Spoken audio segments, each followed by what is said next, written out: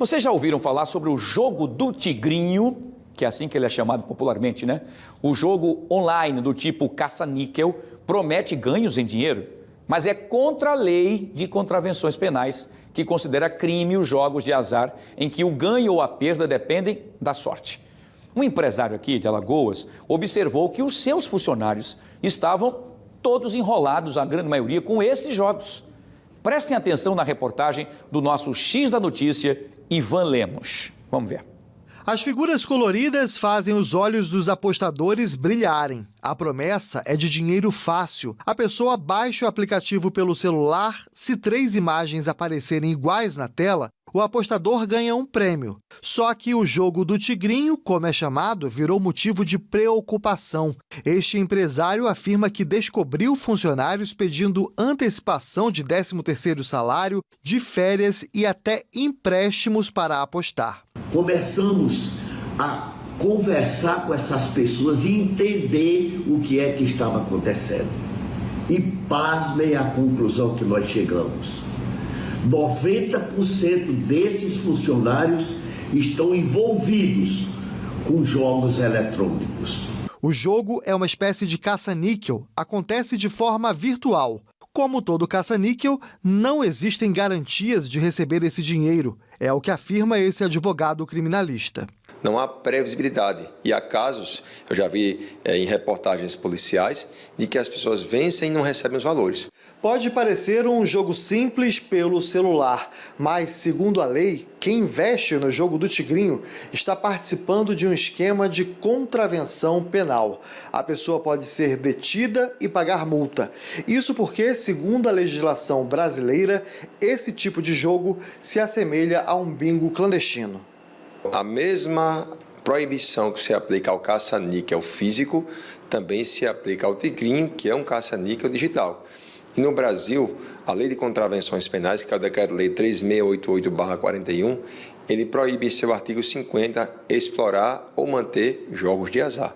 Logo, inicialmente falando, o tigrinho seria a prática de um jogo de azar e, portanto, proibido aqui em território nacional. As empresas que praticam esse jogo do tigrinho muitas vezes estão fora do Brasil, mas, segundo o advogado, elas podem ser responsabilizadas por outros crimes.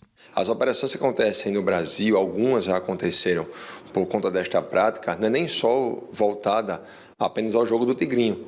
É porque alguns entendem que, por conta dessa prática, outras infrações penais estariam presentes, como organização criminosa, lavagem de dinheiro. Tudo isso pode acontecer no caso concreto.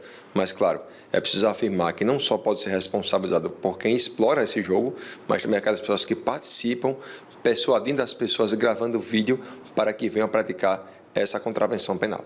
O psiquiatra Rodrigo Rebouças diz que o vício pelo jogo começa pelo prazer de ganhar. Depois de um tempo, a frustração não é percebida e o apostador acaba se endividando sem perceber.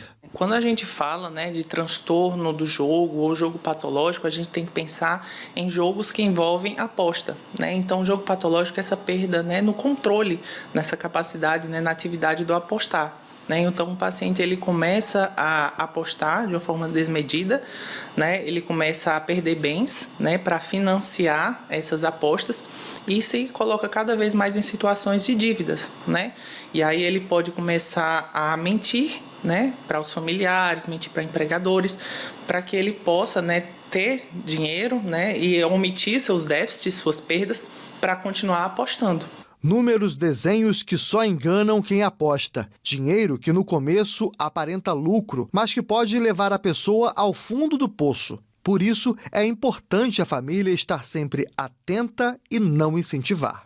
É muito comum, esse diagnóstico comórbido, de alguns transtornos, especificamente transtornos de humor, depressão, bipolaridade, uso de outras substâncias como álcool, tabaco, cafeína, alguns transtornos do impulso, TDAH, transtornos de personalidade. Então, todos eles podem fazer com que o paciente busque primeiro ajuda por conta disso e a gente identifique que ele tem um jogo patológico, ou então porque é a família que trouxe.